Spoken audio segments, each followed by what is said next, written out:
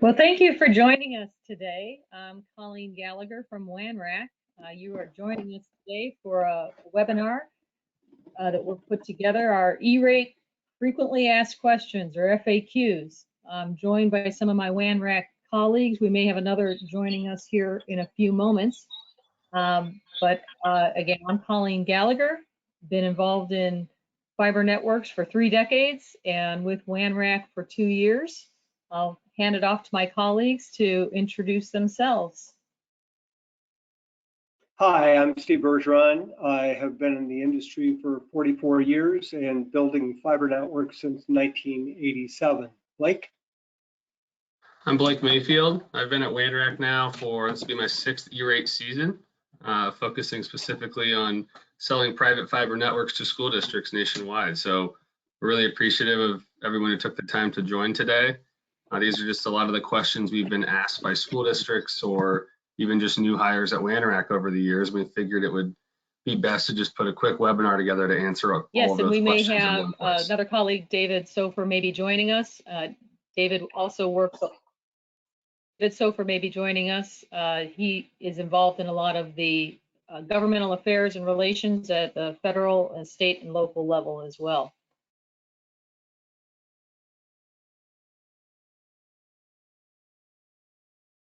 So we're going to try to touch base on a lot of the questions that we get often asked as we're talking with districts across, and share with you some of the insights from having implemented, many private fiber networks for K-12 districts, walked many of them through the E-rate process, and that's what we do with every district that we're involved in. So we're hoping to impart to you a few tips and tricks and nuggets and information that you might use as you're contemplating what you do for your own wide area network district decisions. So let's get started with that. Some of the frequently asked questions. So we can see there first, Colleen. Do you see that first question, Colleen? I think we're going to have them up on the screen.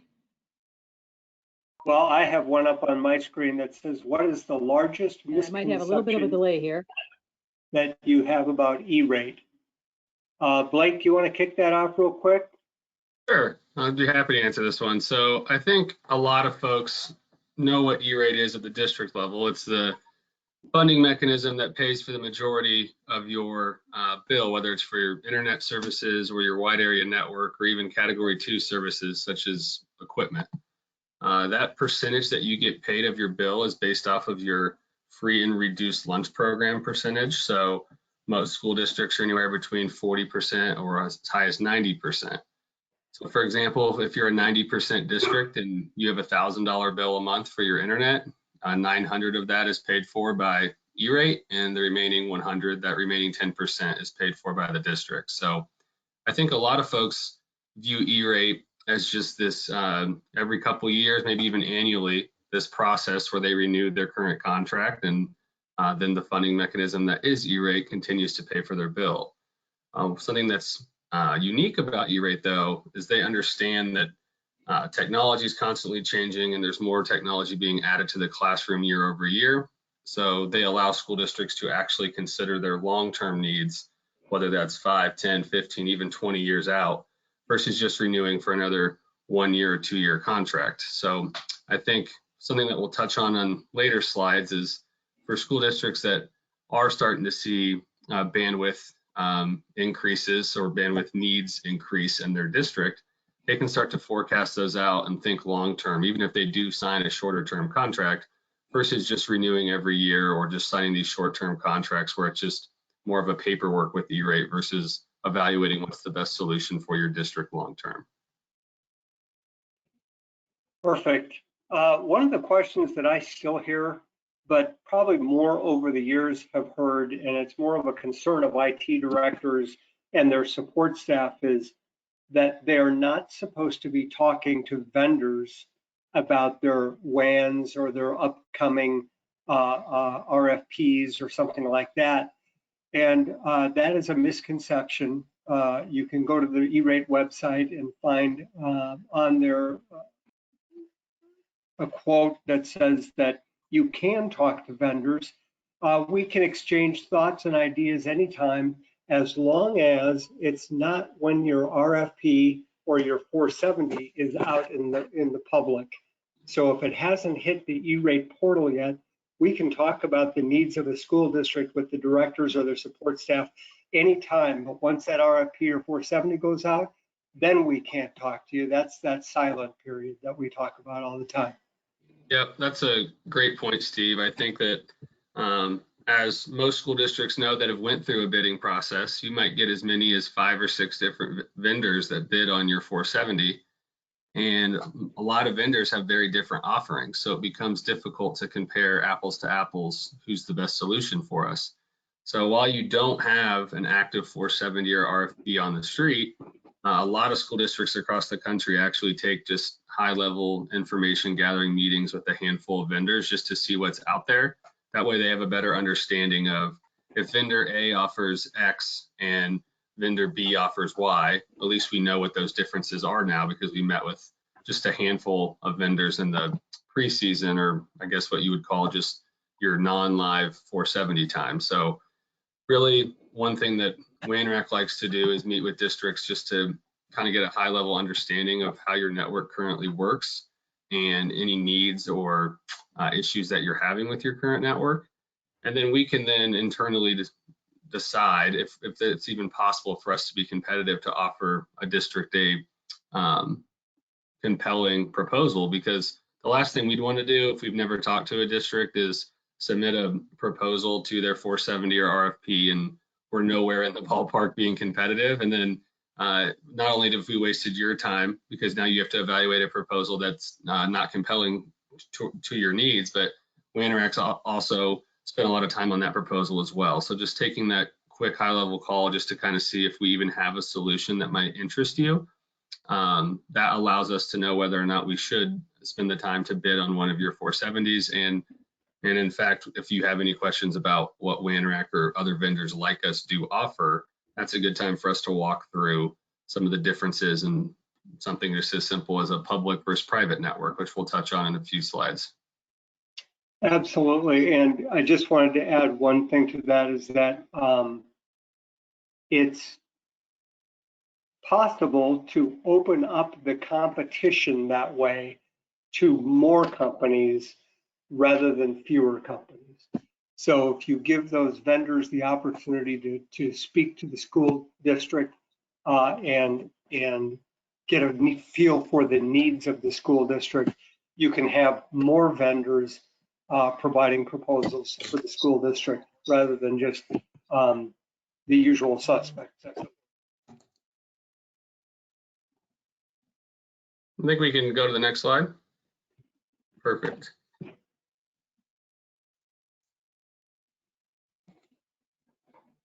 I think I can start off with adding one piece of advice for filing your Form 470. And that is to consider where the 470 you for your minimum capacity and your maximum capacity. It's always recommended to keep that maximum capacity very high, like 100 gig. Even if your district thinks you're going to be starting with 10 gig, or maybe your land switch fitting you to 10 gig, having that max capacity on your 470 allow for 100 gig, it will invite proposals that can be scalable to 100 gig, which can then allow you to contract for services up to 100 gig. If you keep that max capacity on your 470 to 10 gig, as a district, you won't be able to take advantage of it, even if it's proposed and in a contract, because you didn't ask for it in the competitive bidding process up to 100 gig, you would be sort of unwittingly maybe constraining yourself to 10 gigs. So the piece of advice or the tip there is make your max capacity very large, even larger than you may be using right now, such as 100 gig, to give yourself the option of taking advantage of that through whatever term and renewals you end up selecting. Yeah, and that's a great point, because I see a lot of school districts that sign maybe like a 5-year contract. And even if you do start all of your sites at 10 gig and all of your land switches can handle 10 gig, if 3 or 4 years into the contract, you have a high school or maybe 2, maybe it's all your sites that you do an equipment upgrade, and you would like to upgrade that site to 40 gig because now your land switch can handle that speed, you can only upgrade to the max capacity you asked for in a 470. So that's Colleen's point of, if you ask for potentially even faster speeds than you are even capable of handling today, at least if that time does come where you would like to upgrade a site faster than you started it at in your original contract, you don't have to put out a whole new 470 just for that upgrade. You can upgrade that because that would be within your 470, and that would be noted in your contract as well. So that's a really good piece of advice for school districts, whether they're planning to upgrade their equipment in the next year or two, or even if they have no plans to do so, just not constraining yourself to the max capacity that your current equipment has, because it just depends on obviously your bandwidth needs. If they grow exponentially in the next 3 or 4 years and you would like to increase a site or even all your sites, you would have the ability to do so, since you asked for a large range of, you could do your minimum capacity at 1 gig, but if your max is 40 or 100, you could upgrade to any speed within that range during the contract without the need to go all the way back out to bid again. Yep. Exactly. One of the few things that I think we talk about much with our prospects, and we should talk about it more, is starting sooner in the process. Because a lot of them like to wait until the January time frame to go out, do their 470s, get their RFPs out the door, and try to make it a little bit faster deal for themselves. And I understand that they're very busy people, but at the same time, there's a lot of consideration that goes into who has to see the RFP before it gets released. It's got to go through legal. It's got to go through procurement. You might have local procurement rules, laws, statutes that you have to mind in order to put the RFP out in a particular time frame. So the sooner you start, the better off you're going to be in terms of planning that RFP, getting legal, procurement, IT all involved together, and getting the RFP out the door, so it happens in a maybe a longer time frame that way, but you have started sooner, and then you're able to get all the other details at the back end of it worked out, like what is the contract, what are the contract terms going to be, and then again it goes back to legal and it may go back and forth. So it could add some time at that on the backside of it as well. So getting it done sooner rather than later will benefit the school district and benefit the directors in terms of their organization and getting enough time to evaluate those proposals and award the vendor that gives them the best opportunity to fill the needs of their network. Yeah, and that's a great point, Steve, because by posting your 470, it doesn't have to be significantly earlier, but just by posting it not in late January or even February, you put the district puts itself in the driver's seat, because when the 470 is posted, it has to stay on the street for 28 days before a decision can be made. That's a USAC rule for competitive bidding purposes. So if you put a 470 out November 1st, in theory, by early December, you could be announcing who won the new contract. However, if you were to receive multiple interesting bids and you had in your RFP that the school district reserved the right to invite select finalists in for oral presentations, or even ask multiple bidders to submit best and final offers, whatever that might be, because you went out to bid a little earlier, you have time for all of that. On the flip side, if you go out a little earlier, let's say you post November 1st again with that example, and after 28 days pass, there's, whether it's your current provider or somebody else has an offering that's so much better than everyone else's, you could make that award then, and you're done with the 470 process. And then you just wait for the 471 window to open, which is typically in mid to late January, and then closes usually about the 3rd or 4th week of March. So you have plenty of time, and you would actually be done with it earlier by posting earlier. But on the off chance that you do need to ask vendors clarifying questions or even do some oral presentations, whatever it may be, you've allotted yourself enough time to do so. Versus, I think there are some times when school districts, when they put out a 470 towards the end of the E-rate cycle, they're up against the deadline to get that 471 submitted. so they don't have the time to do those things, even if they wish they could. Makes sense. We can go to the next one. I can kick this one off. So when your decision-making team at the district is discussing, it's about time to go out to bid, like Steve said, a lot of times that could be your head of finance, the IT director, superintendent, whoever it may be, and likely working with an E-rate consultant. There's different things to consider for your bidding process for short-term versus long-term. Short-term would be, are there any sites that we have today that are getting up against their threshold for speed on our current contract? So let's just say we've got all of our sites at 1 gig. Well, maybe when we go out to bid this year, we're going to ask for a handful of sites at 1 gig because they're nowhere near their threshold, but then we know we're going to upgrade a handful of our sites to 10 gig. So you're already thinking short-term next year when this contract starts on July 1st, what do we need our network to look like? And I know almost all districts do that, and that's very smart because you don't want to just renew at the exact same speed if you're already against your threshold for speed and you can't go any faster. Then that will create a bottleneck on busy days on your network, like a testing day when all the students are online doing some online testing, for example. Mm-hmm.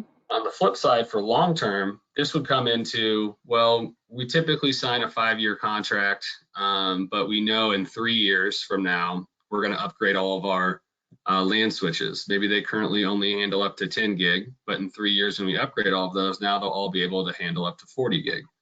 So that would be the perfect thing, thinking long term, is if we sign a 5-year contract and we have language in there where we have the right for voluntary 5-year renewals, whether it's 1, 2, or 3 5-year renewals, you're only contractually obligated for that first 5 years. But if you choose to renew, you're looking at 6 to 10 years down the road, or 11 to 15 years down the road. So because you know you have an equipment upgrade coming within this next 5-year contract, that's where that minimum and maximum capacity could be important, because you could ask for speeds up to 40 or 100 gig on the high end, even though for that first 5-year contract, you're not going to start any sites at that speed. But the nice thing would know is you would force every vendor who is bidding on your 470 to quote you prices at 1 gig a site, 10 gig a site, 40 gig a site, et cetera. That way you do know, well, after 3 years when we upgrade these switches, if we are going to upgrade all of our sites to 40 gig to future-proof the network for the next 10 plus years, since our LAN switches can handle those speeds now, who's going to be the best solution for our district when we do upgrade? Because a lot of times our CEO and founder of the company makes the joke that there's a difference between cost versus price. Going with the lowest price at 1 gig, for example, that could potentially cost the district a significant amount of money if and when they upgrade any sites or all sites to beyond 1 gig or beyond 10 gig. So by asking for those things and thinking long-term about when your next equipment upgrade is and things of that nature, you're really preparing yourself for the future. So I would say that's the difference between short-term and long-term. Short-term is more figuring out what are we going to start our sites next year at on our new contract. Long-term is thinking what's the cost going to be to the district anytime that we increase the bandwidth speed beyond the speed we start those sites at. So anybody, if there's Steve or Colleen, if you have anything to add. Yes, good points, Blake. And I want to highlight something that you mentioned, but I want to highlight it, and that is to not just ask for things to be scalable to, let's say, 40 gig or 100 gig, but go ahead and ask for the pricing at those higher level speeds so that you can do your comparison and create an apples to apples comparison.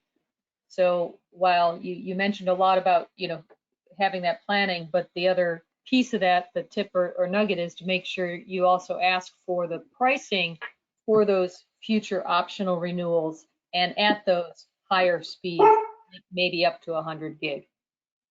If you ask for it, then you'll get that from all the vendors, hopefully from all the vendors that are responding to your RFP.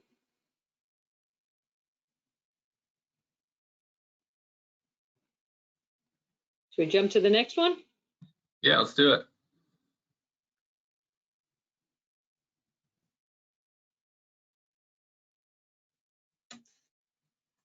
I can kick this one off, Blake. So, what are the considerations on when a district should file its 470 or RFP?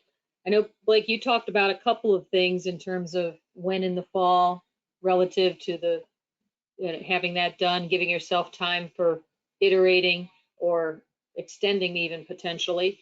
But the other thing I wanted to add is it's not just the districts who's expiring the following July. So where we're sitting here right now in 2023, most of the districts with a June 30th, 2024 expiration are thinking about what to do and planning to do their filing.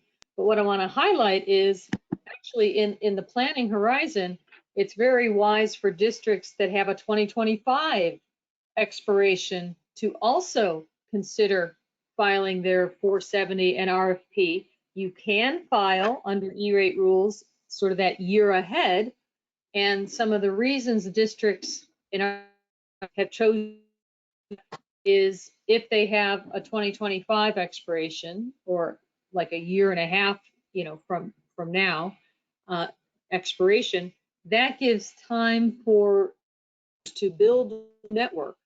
So if you wait till, again, in the earlier example, till January with a June expiration, you have to have that RFP out there for a month, give yourself time to evaluate it. By the time it gets actually awarded, you may not, as a district, have left any vendor time to build with permitting, construction, et cetera, new network. So you might unintentionally limit the choices left to the district if you don't do it early enough. So one consideration is that you should look to do your 470 and RFP, not just for the next year's expiration, but kind of 2 years before your expiration. That's allowable. And then you can award a 471 to your current provider in the last year of your current contract, and a 471 or another FRN funding request notice line for a new vendor, such as WANWAC or whoever you select, giving them time to build it, and there will be no overlap in the provision of services or what you're paying. You would be paying an existing, short term through that last year of its contract, let's say through 24, and then it would start with the newly built network, one day after the old one. So those are some considerations that you can actually come out more than what's expiring the following year, and it's got advantages to the district to be able to consider the full range of what the market can put in front of you, which includes everything from leasing from existing network owners to those who will create new infrastructure customized to you. Yep, that's a great point. And I think that we've actually seen a huge increase in the last few years of districts coming out a year early for that very reason. Yeah. It's just in order to have a cutover plan in place. So some school districts, they know, hey, it's September, my current network, my wide area network contract's expiring in June, so I need to go out to bid this year. Well, some of those contracts actually allow for that they have with their current vendor a 1-year extension.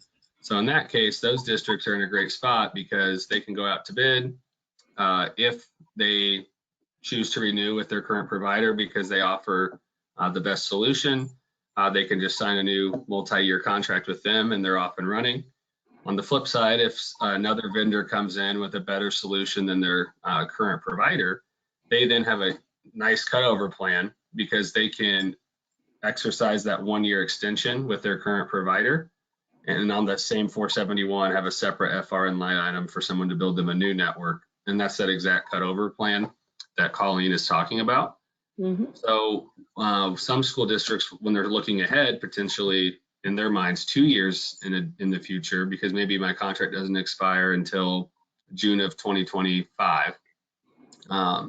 If you evaluate that and you realize our current contract doesn't have any language in it that allows us to extend for 1 year, that's the perfect time to go out to bid a year early, because now, just like Colleen said, if you do choose to leave your current provider on that 470 and RFP that you put out, you now still have a cutover plan because you can stay on your current contract for the last remaining year while your new network is being built. So there's really multiple ways to look at it, but this kind of goes back to the previous slide on short-term and long-term planning.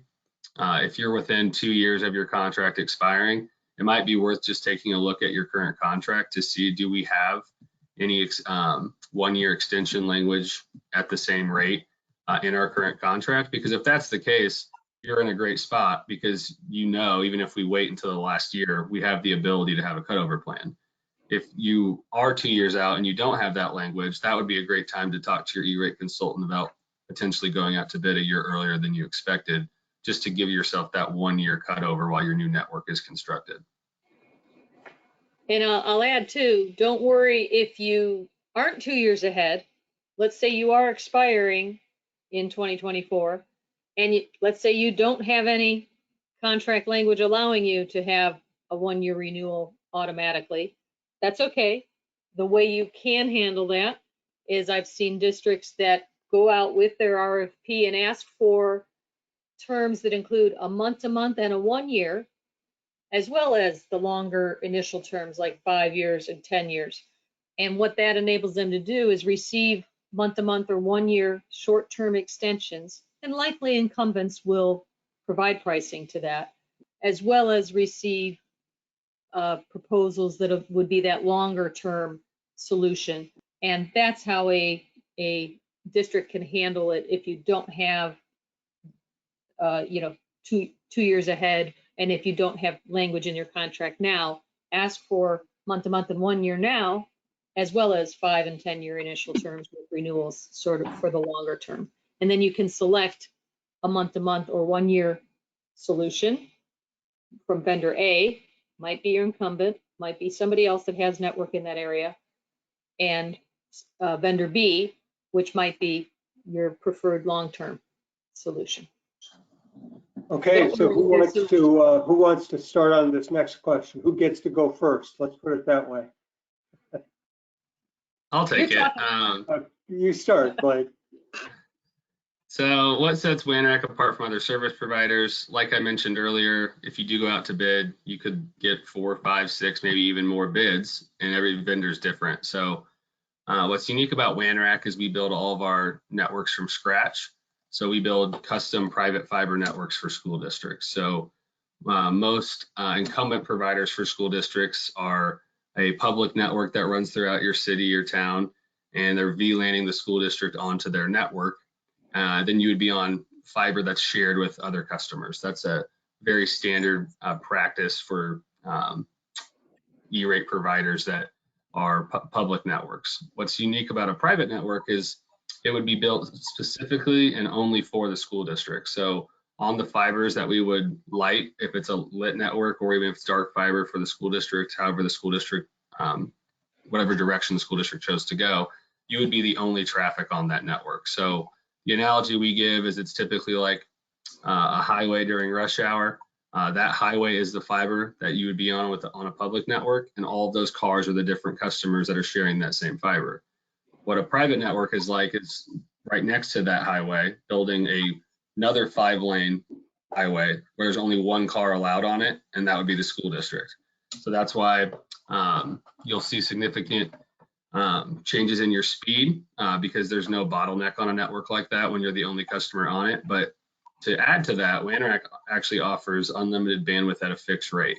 So whether your sites are at 1 gig, 10 gig, 40 gig, even 100 gig a site, our pricing always remains fixed. So what's unique about that is when school districts do evaluate, okay, well, at 1 gig, here is vendor A's pricing. But when we increase, if we go to 10 gig a site with them in a few years, they might slowly increase our cost per site. And then when you extrapolate that out over the whole district, our total WAN cost just increased. With WANRAC, we're building you that private network. You're the only one on it. And whether you're at 1 gig or 10 gig, maybe you start all your sites at 10 gig on the first day of the contract. That 10 gig pricing is the same as 1 gig. And then if during the contract you decided to upgrade all your sites from 10 gig to 40 gig, that would remain the same contract and price. There's no increase in or change in either one of those things. So it's truly unlimited bandwidth at a fixed rate. So it's kind of a unique offering. And the reason we're able to do that is because you're the only customer on this private fiber network, there's no reason to throttle speeds. If you get too many customers on a network and they're all have a high bandwidth utilization, they might have to throttle speeds because there would cause issues in terms of just bottlenecking on the network with that many customers using high bandwidth speeds. But when you're the only one on it, there's no change in cost to WAN rack, and there's no reason for routing equipment, for example. Because that router at each of your schools, if you have those, is playing traffic cop that's saying this data goes down the street to this customer, but this data goes into the school because this is their internet that needs to come in. When you're the only one on it, you can remove those points of failure, and there's no reason to have those routers because there's no need to have a traffic cop, right, if you're the only car on that highway. So it's a unique offering that WAN rack and other providers offer. Anyone that offers a private fiber network, it's likely very different than what a school district has today if they're on more of a public network. Perfect. Another thing that really sets us apart, I believe, is not only that I think maybe our senior management is probably the most experienced senior management organization in the country in building private fiber WANs for school districts. We have people in our senior management team that have been doing it for 20 years, 30 years. Others like Rob, 17 years. And that just adds to our expertise in not only building fiber WANs, but our E-rate expertise as well. And a lot of times that's something that can scare not only IT directors, but consultants that work for the school district as well, the E-rate consultants. They're a little hesitant maybe sometimes to talk about or to go into special construction. But we help the school district and the consultant walk through those E-rate landmines and answer any questions for audits, for PIA review, anything like that that comes up. We will help the school district get those things taken care of so that we can get approval faster, because it's not only in the school district's interest to get it faster, but it's in our interest to get it done faster and get the network built as well. So yeah, our expertise sets us apart, and that's a really big issue for WAN rack. Yep, and that's a really good point, Steve, because there are so many services that E-rate provides funding to, but what WAN rack's specialty is the wide area networks through E-rate. So because of that, we build these networks for school districts nationwide. We're in 23 states today, and we've never had any of these special construction projects not get approved by E-rate. We have 100% approval on all of those. In fact, we've gotten all of those approved during the first round of PIA reviews. And there are some companies out there that offer a handful of services, and they're really good at offering all of those services. But if they've never done a special construction project before, when Steve mentioned those landmines, when there's things like USAC PIA review questions on your special construction project, you have to have expertise in how you answer those questions to make sure that you get your special construction project approved. And WAN rack has the history of always getting these things approved. And I think what's unique about that is when the 470 and RFP are posted, it's that code of silence between districts and vendors other than the Q&A portion, when you can ask some clarifying questions. But once the Q&A window ends, there's no contact between vendors and a district. Well, I think one thing that some districts might not know is that once they've announced their intent to award, so let's say they've announced their intent to award their contract to WAN rack or another vendor, at that time, they can then work with their selected vendor on the 471 application and any PIA review questions that they receive when that time comes. And the reason for that is USAC acknowledges that vendors like a Wanrack or whoever else have done tons of these special construction projects. They have expertise in this and they've done this before. So they know what information a USAC reviewer is asking you to submit to them on your project.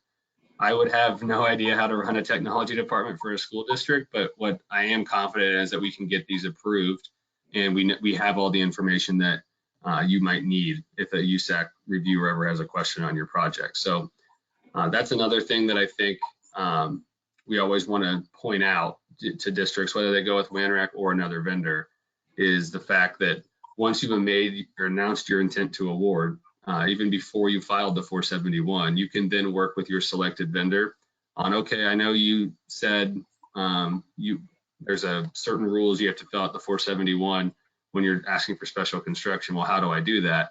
Well, you can work with your vendor at that time to fill out the 471 correctly, because a special construction 471 would look different than just your traditional 471 that you're used to probably filling out if you've renewed with your current provider a handful of times. So I'm glad you pointed that out, Steve, because we really do want districts to know that we're experts in this field. And if you were to select us, there's no digging and research that the district has to do to figure out, how do I fill out this 471 or how do I answer these PIA review questions? Because at that time, you've already announced your intent to award. So your selected vendor can then help you. And I just finally wanted to jump on one point that you just touched on a little bit, and that is that we work with our prospects with a clean whiteboard. We want to see a solution that is built for the customer that really meets their needs and builds the network that they need for their future, so that they are future-proofing their own network, and we can help them do that. And that's why we want to sit down with them and start with that clean whiteboard and listen to them and find out what it is that they need for a network, so that we can build the right network for them. Not build a box and have them jump in it, but let's have them build the box and we'll jump in it with them. Yeah, that's a great point. And it's just information gathering meetings, because to Steve's point that we don't know what we don't know if we've never talked to a district when they post their 470. So if you have a school that you know is closing in 2 years, and if we don't know that because we never talked to a district, our proposal will show us building new fiber out to that school, when in reality, if we knew on the front end, we could build a private network for the rest of your sites and leave that one site off because it's closing. That one site could then remain with your current provider since they're already connected there until it's closed, for example. So there's just a lot of little things like that since we're building a custom network from scratch, we're going in blind and guessing what a school district or how they would like the network designed to be. And we have no idea, are you adding a site on the southwest side of the district or removing a site, like I said? So just little things like that allow vendors, whether it's Wanrack or someone else, to actually present the district with the most compelling solution possible when it comes time to submit a proposal. That way they're not going in blind. But and I'll add one other example to that. Starting with that clean slate, that white piece of paper, you might have ideas about different topologies where you might be stuck with a hub and spoke, but we can explore if you want a more resilient type of a network, if you want a dual hub network, what could that look like? And those are things that the districts can think about in this planning period before they put out their RFP. So you can have some insight and input from people that have built these kind of networks, that have done many different kinds of networks for schools. We can bring that those examples to you to see what might be the best fit for your district. we can go to the next one. Yeah, so what sets private fiber apart from public services? Who wants to give a first shot at that? Yeah, we touched on this a little bit already. I think we kind of jumped the gun a little bit, but that was the analogy I gave, where on a private network, you're the only one on it.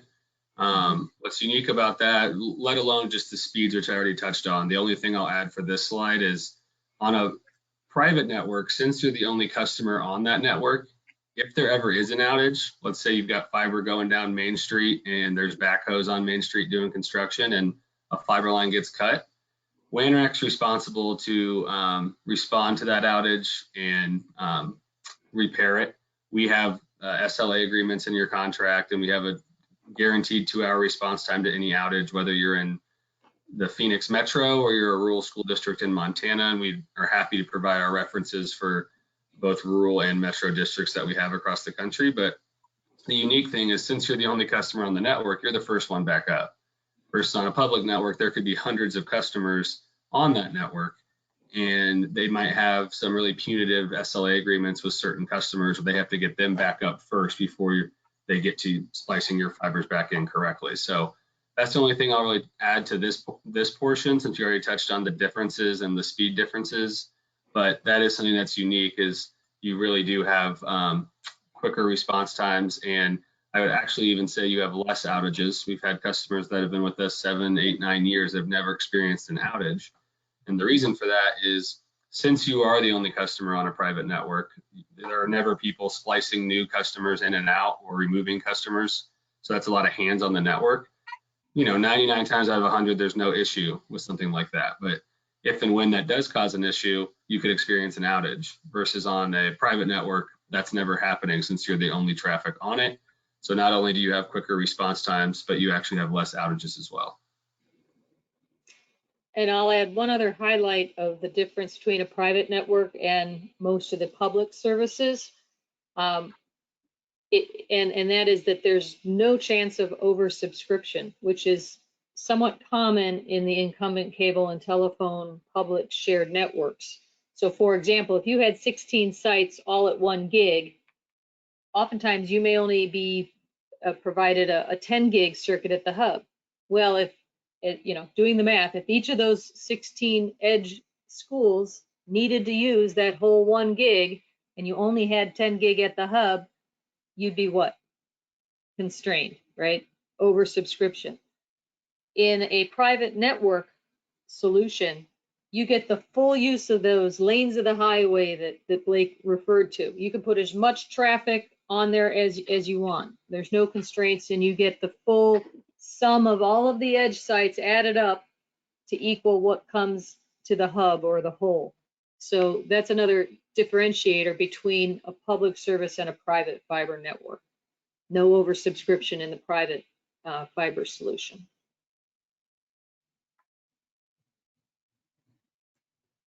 All right, what services are eligible through E-rate? Well, let me just start by saying it's, if you Google E-rate eligible services list 2023, you will come to the E-rate website, and it will show you the exact list on page 7 of the FCC's order that was released on December 14th, 2022.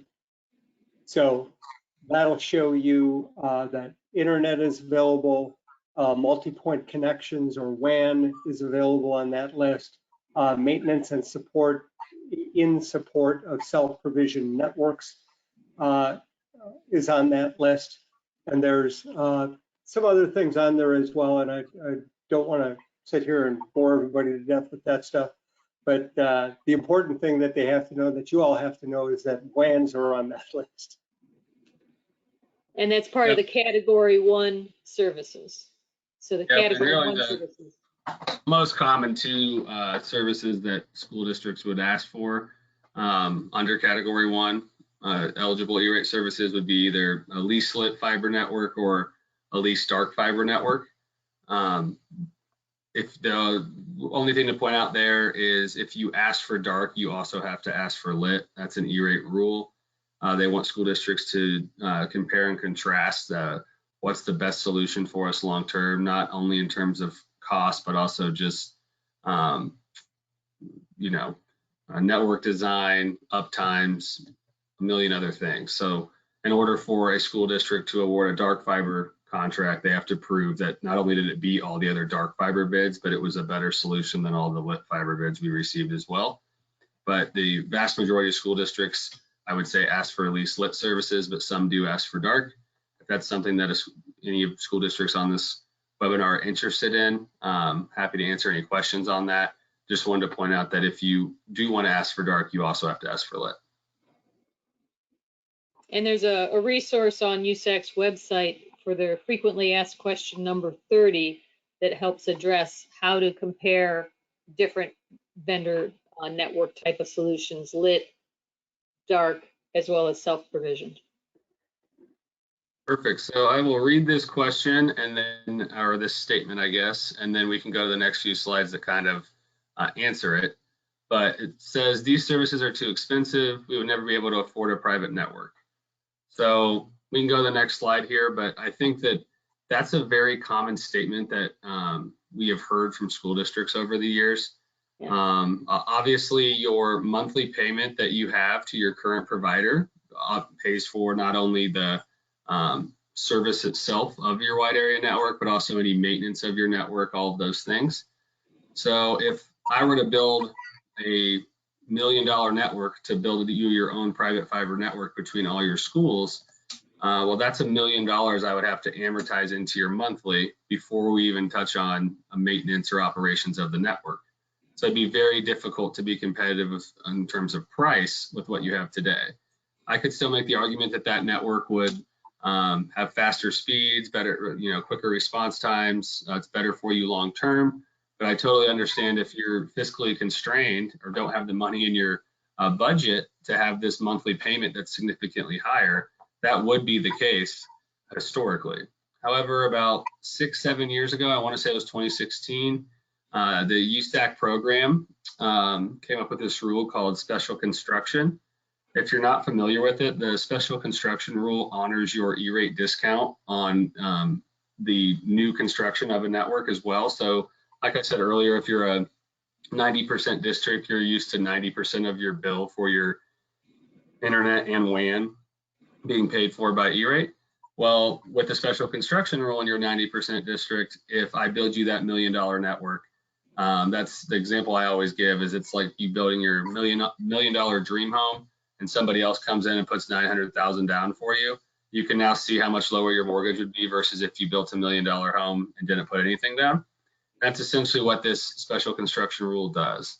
It will honor your E-rate percentage on the construction piece, which significantly buys down your monthly payment.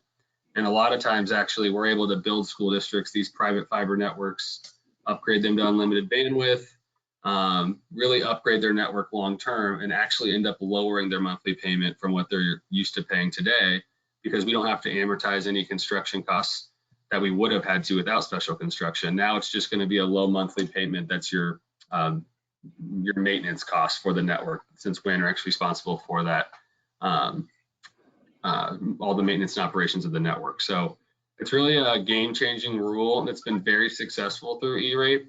I think what's really unique about the rule is because special construction now allows vendors to be competitive on building a school district their own private fiber network. One thing that's happened, and this was the goal of special construction, was to drive competition. Before special construction, a current provider could know that, well, if somebody else comes in and builds them a network, it's going to be so expensive that I don't really have any competition here. So I can continually increase their monthly payment year over year. Right. Well, what's actually happened from special construction is it's increased competition, which is great for the E-rate program as a whole. I want to say there's over 14 or 15,000 school districts nationwide. If all of them slowly see their monthly payments increase every few years because their bandwidth needs increase and no one can be competitive, so their current provider can increase their monthly bill, that's really taxing on the E-rate system as a whole. But if special construction allows you to build your own new network while lowering your monthly payment, what's happened is current providers around the country have had to get more aggressive on their renewal pricing as well.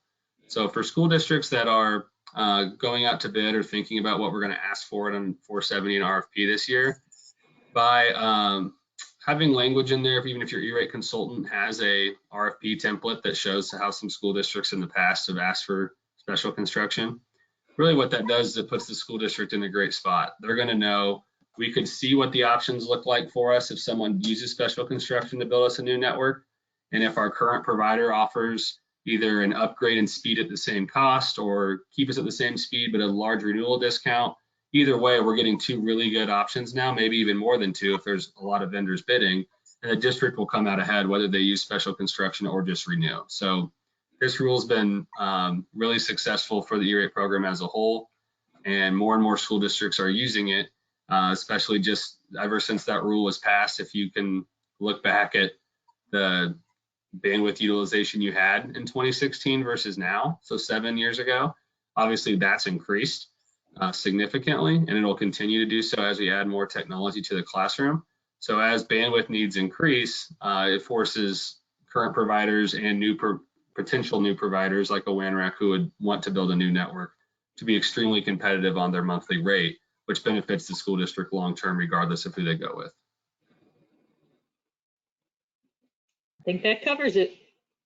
Yep, and this is just the last piece I'll add to that, that in that $1 million example, if you're a 90% district and the special construction rule pays for 90% of it up front, that, well, a lot of times will significantly lower your monthly payment, but the school district would be responsible for the remaining 10% that wasn't covered by special construction. So in that $1 million example, that's $100,000. The USAC actually allows school districts to pay back their portion of construction in the first 4 years of a contract, as long as the vendor allows.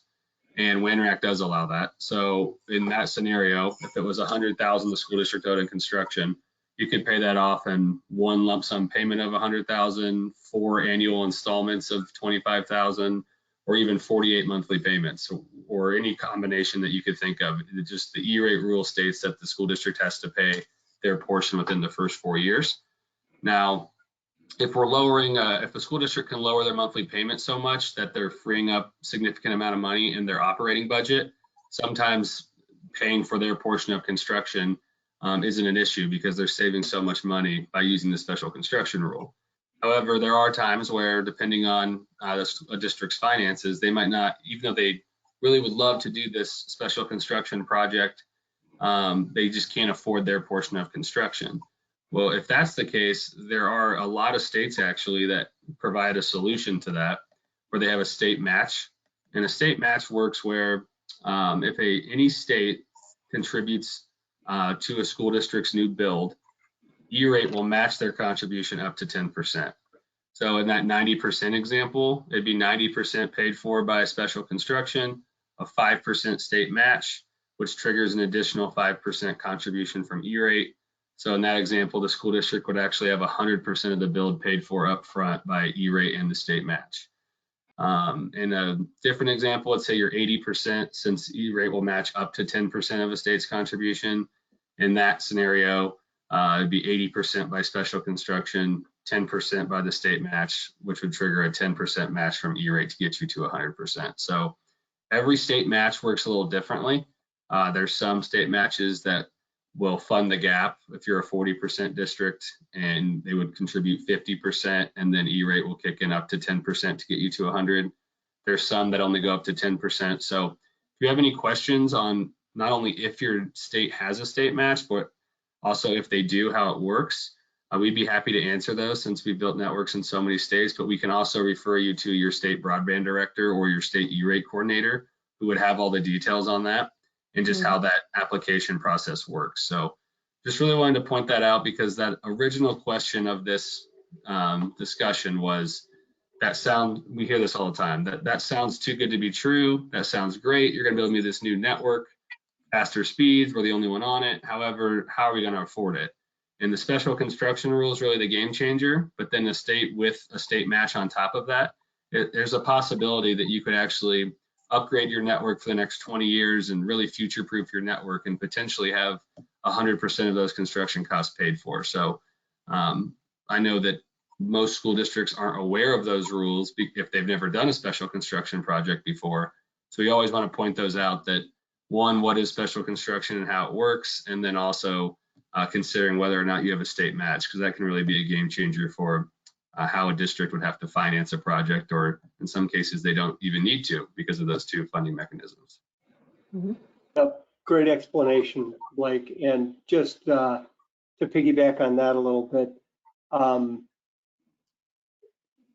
to not have to worry about a capital expense or expenditure for the school district, and at the same time be able to lower your operating budget, can be just a game changer for a school district. especially if they're an 80 or 90% school district. 90% and 80% being they don't have as much money, obviously, as the 40% school districts. So they're constrained budget-wise on how they can spend their money. So that's important. Now, with regard to the discounts can change. So I would encourage school districts to look at those free and reduced lunch discounts that they get and have their organization, their C-level people take a closer look at that and see if they can requalify for a higher discount, because with inflation running the way it is right now, some things will change over the next 12 months. I just had one school district go from 60% to 80% in one of the states that I work. And that means now they're going to get their network paid for 100% versus owing 20% of that $1 million build cost that Blake was talking about.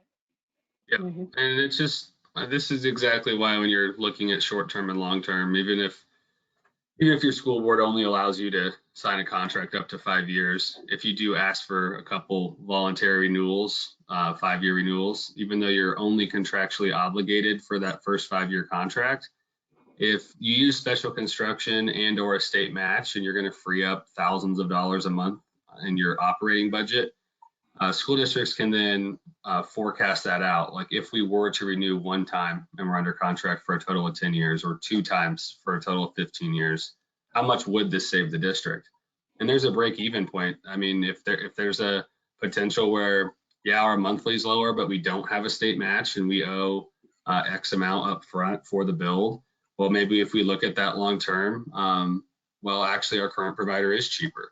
And that's a great thing to evaluate during your 470 and RFP, is by asking for those things like 1 gig to 100 gig or multiple renewals. You can truly extrapolate that out to however many years you want to evaluate, 10, 15, 20, just to see who truly is the best solution for us.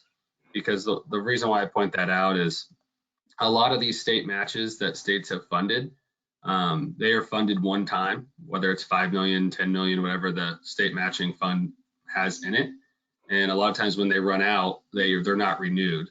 So for a school district that is coming out to bid when a state match is still in play, that's a good time to at least evaluate that to see would this save us money and upgrade our network long term. And if you do the evaluation and it comes back that no, actually, that would still be more expensive and our current provider is the best solution. To me, that would be really comforting, at least knowing that while our state match was in play, we at least explored that option just to confirm that we do have the best solution possible. And you can easily renew with your current provider or someone else. But I think that my fear, if I ever left WANRAC and became a consultant, would be that if a school district said, oh, maybe we'll consider that in 5 years from now. Well, 5 years goes by and the state match is no longer around, you miss your window to at least just ask for it and evaluate whether or not it makes sense for you. Because obviously, if it does make sense for you, then maybe you have a reason to do a special construction project. But if it doesn't make sense for you, at least you got to see, basically, we compared and contrasted, and we still do believe we have the best solution for our district. But I would just be comforted knowing that we at least confirmed that while the state match was still around. And to add to that, Blake, even if you waited 5 years, will special construction funding still be available from E-rate? That wasn't always part of the program. It is currently. So another reason to at least evaluate it right now while you have an expiring contract in the next 2 years to take advantage of it, or at least evaluate if that works for you. Yep. This next slide is best practices for your scoring matrix. School districts really have the ability to customize their scoring matrix in order of what's most important to them. Obviously, due to E-rate rules, pricing has to be the most important component, but it doesn't have to be overwhelming. So what I mean by that, if it's out of 100 points, you don't have to have price be 50 out of 100, because then essentially what would happen is if someone is the cheapest price, they get 50. And then even if you didn't like their network design or their uptimes or their speeds, you kind of corner yourself into going with the cheapest price. So we've seen school districts, I mean, the range is really what's the most important to you, whether price is 20 and everything else is 15 or below, or maybe price is 50 if that's the most important thing to you. But the one thing I would say is just that I think sometimes school districts have used maybe a scoring matrix historically for the last 10, 15 years. So they've never considered, should we factor in more like our scalability, like what's it going to cost each vendor to upgrade from 1 gig to 10 gig or whatever it may be. And I really think the best piece of advice I could give for a district on something like this is just talk to your E-rate consultant if you have one. Every E-rate consultant has RFP templates of their other customers that they've used for maybe a special construction project, or even if it's not special construction, just a standard RFP that they attach to their 470. And E-rate consultants do a great job with those RFP templates, and they have sample scoring matrix in there just to give districts an idea of how other districts have not only written an RFP, but also done a scoring matrix in the past. And it's just nice for school districts and especially procurement that you don't have to reinvent the wheel and rewrite a whole RFP on your own, right? If you have a consultant that can pass one of those examples along. So I think we can go to the next slide. Mm-hmm.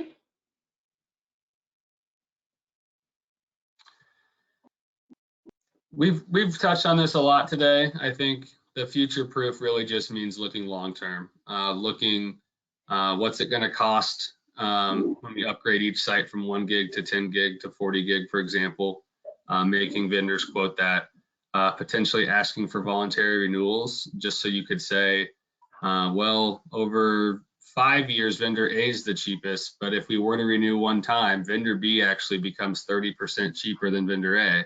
You wouldn't know that if you don't ask for a renewal, right? So really, these are just the types of things that when we're talking short term, you're just looking at what do we need for next year, but long term, asking for a range of speeds and potentially renewals or a longer term contract.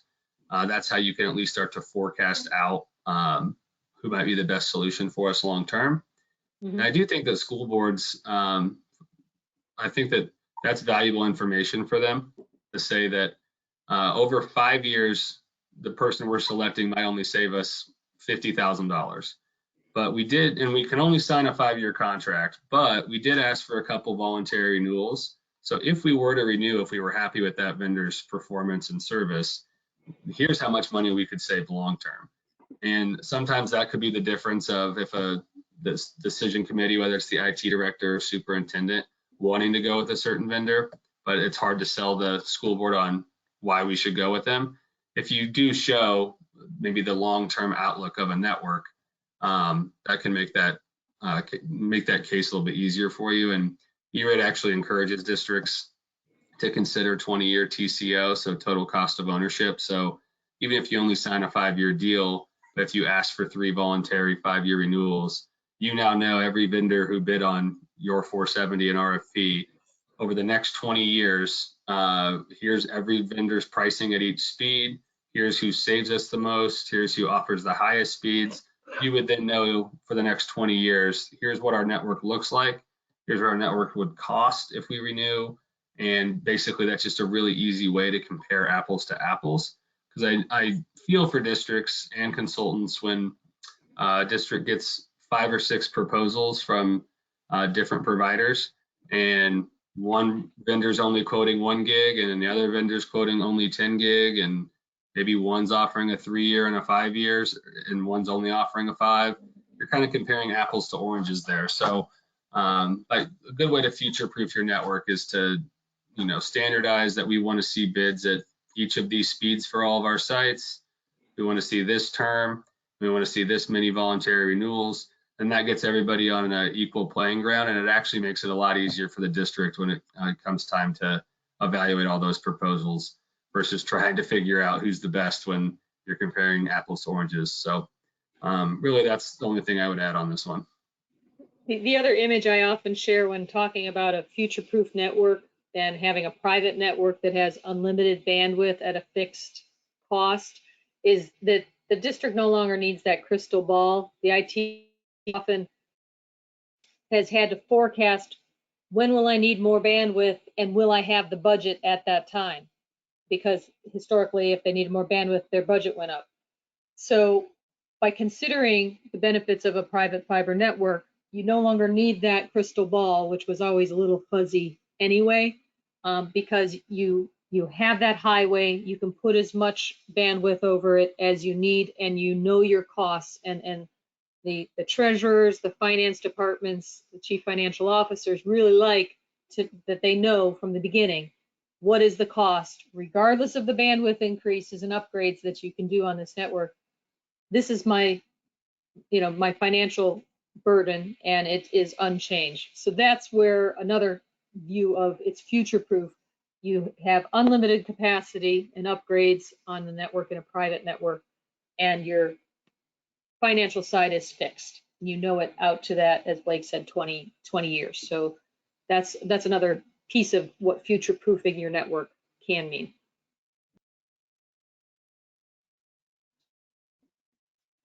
So I think that kind of wraps up a handful of our frequently asked questions. What we often hear from small districts to large districts, rural districts, urban districts, across the country. We all are available. You can see our emails there. Happy to talk with you, answer more questions yourself with your district team, with your E-rate consultant if you'd like. We do it all the time, and we're happy to answer more questions. If we didn't cover it or something we said needs a little elaboration, please reach out to us, and we would be more than happy to spend some time and share some of the expertise and examples of districts we've worked with through these many years. So I think I'll wrap it up. Steve, Blake, anything more you want to add?